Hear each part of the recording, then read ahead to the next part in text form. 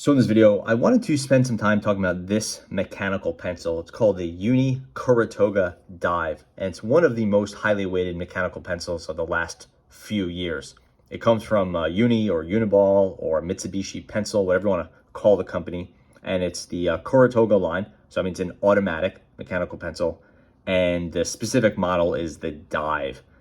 This one was originally came out in a limited release of, I believe, 5,000 pencils in a dark blue color, and they were sold in Japan, and they really quickly hit the secondary market, and they were quite expensive. The retail price of this mechanical pencil is 5,000 Japanese yen, or about $50 US, and these were selling for $200, $150 to $200 while they were in that limited release, and now they're selling for about $100, and we'll probably see the price kind of lower down to more towards $50 or $60 as they become more widely available.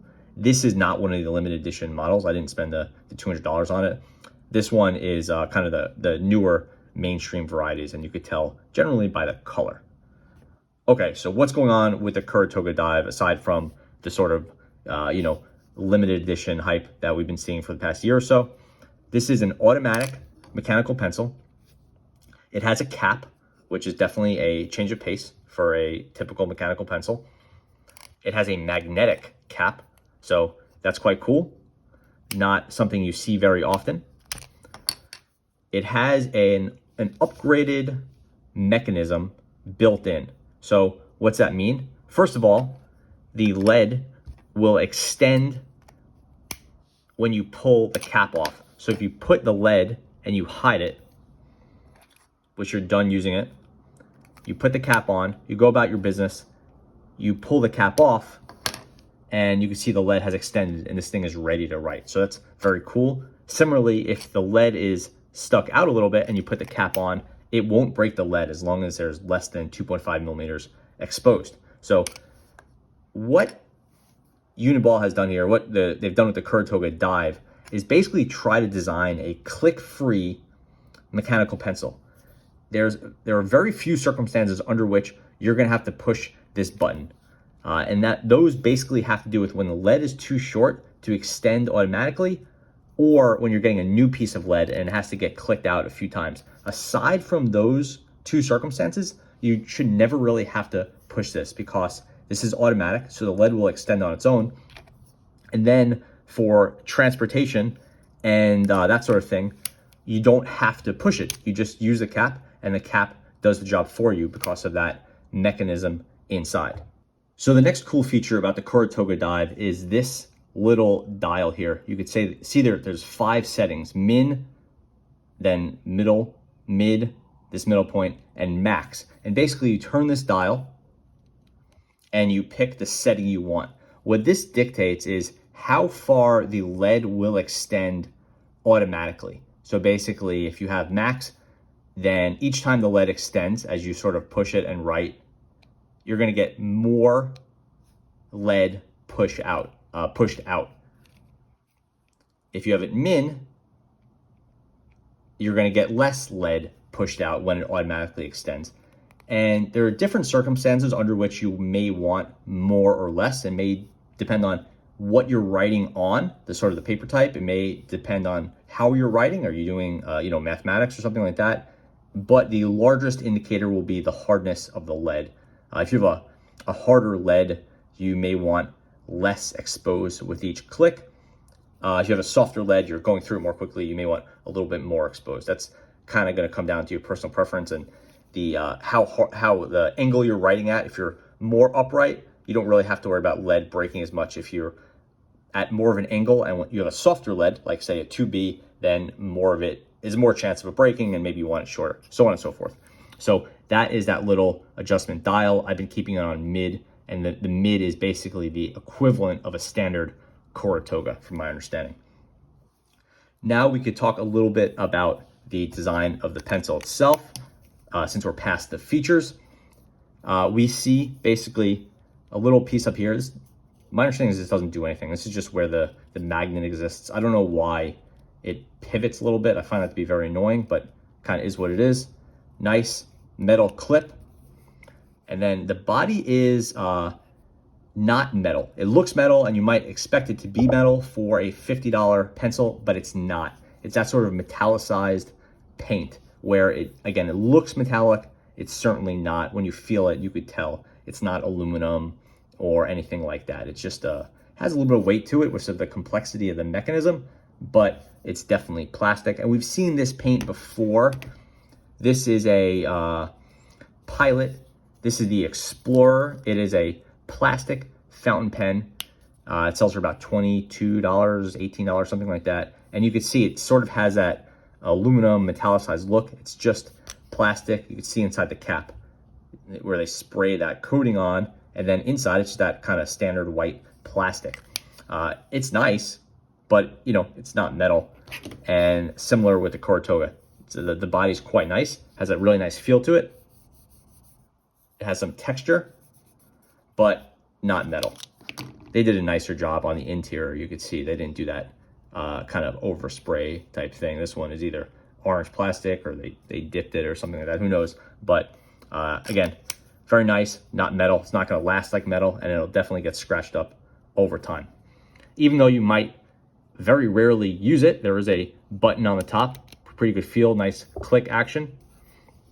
You could remove this. You can see your eraser. You could remove the eraser and put your lead in there.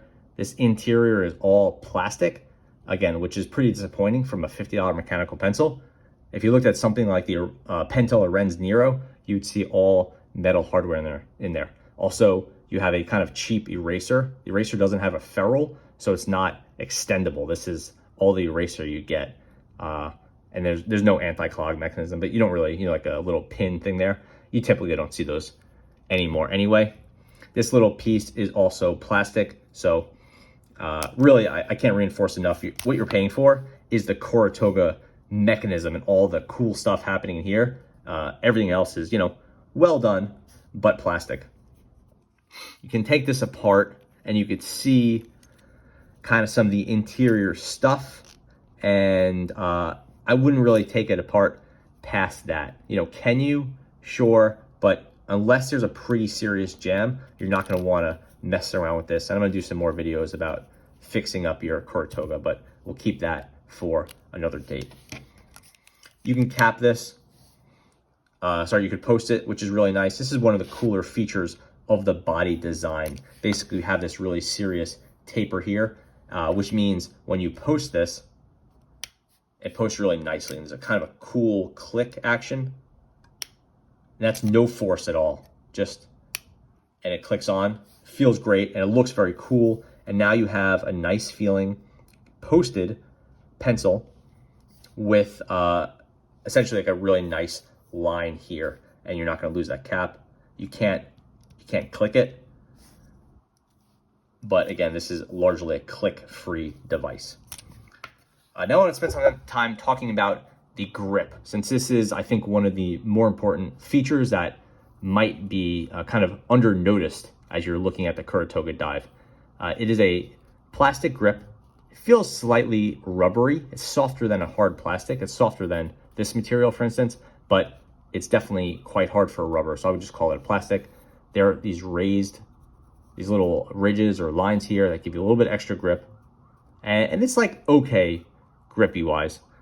It is definitely on the thick side. So I feel like some people are going to get this mechanical pencil and just be surprised about how thick it is, and then maybe have a little bit of extra grip issues or some hand fatigue if you're not looking for something that's on the thick side. You can see this is a 1/2 inch marking here. It's definitely not a full 1/2 inch, but you can see how thick it is there. Now we have a standard Kuru Toga. This is like the normal plastic $6 model, also 0.5 millimeter. We can see, try to line it up exactly. Good deal thinner there. And now we have, this is a Kuru Toga. This is the aluminum model. I forget if this is called the high grade. I think it is called the high grade, and the one with the knurling is called the roulette. But anyway, so this is a very nice Kuru Toga. Maybe it sells for $16, $18, something like that.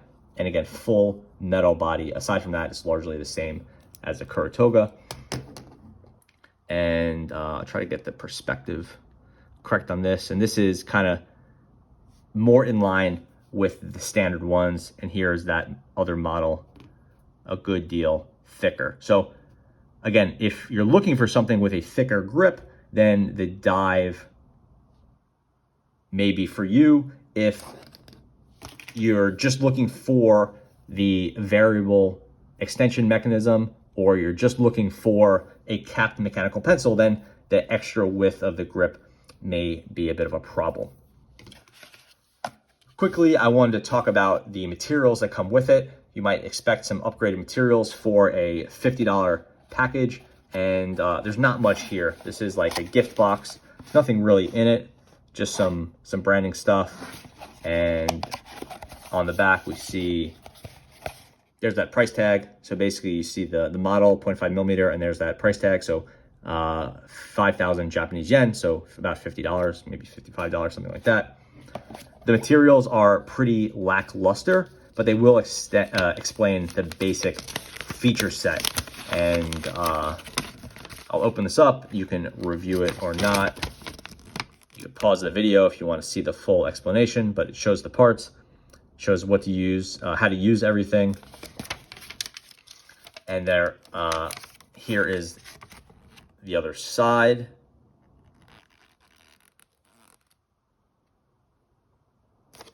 That is sort of the basics for the material itself. So how does the Kuru Toga write? On the whole, I like the Kuru Togas a lot. It is my preferred automatic pencil, and I like it in the 0.5 millimeter. This one works really well. I've had no problems with the mechanism, and you know, the pipe is nice and stout. I don't feel like it's going to break or flex. You can keep it essentially zero extension, or you could go out a little bit. I prefer a little bit exposed there, so maybe I would go on a mid as opposed to the min setting or this middle setting. That would be more typical for me. Again, when you're writing like this and just sort of scribbling, you're not getting the full activity out of it and the full action, but it does rely on you lifting the pencil fairly often and the lead just kind of peeking out little by little as you lift and push, and it wears down. Took some quick notes here with the pencil. So we have the cap removed to extend the lead, your dial adjustment, which we talked about at the end, click for lead removal. Basically, this is click free. So the only time you're clicking this top is for lead removal or when a new piece of lead is coming. Non-retractable pipe, the new grip, which I mentioned, the non-retractable pipe. This pipe does not go in any more than this. So when you're done using the pencil, you don't have to push the thing down and put it down like that. It won't go in anymore. That's because you have the cap, so there's no need to hide the pipe. Now we're ready to go. You see that popped out. And then, of course, the magnetic cap, which is useful for posting. And then for putting it back here, you have a really nice action, and that little kind of bops into place. It won't, yeah, there you go. It has to line up with those little pins, but right now it'll just go on its own. Kind of like the Mont Blanc M line. That one had a stronger magnet and obviously heavier duty resin body, so it had a better feel to it, but it's reminiscent of that. It's kind of the most famous of the the magnetic cap pens or pencils sold today.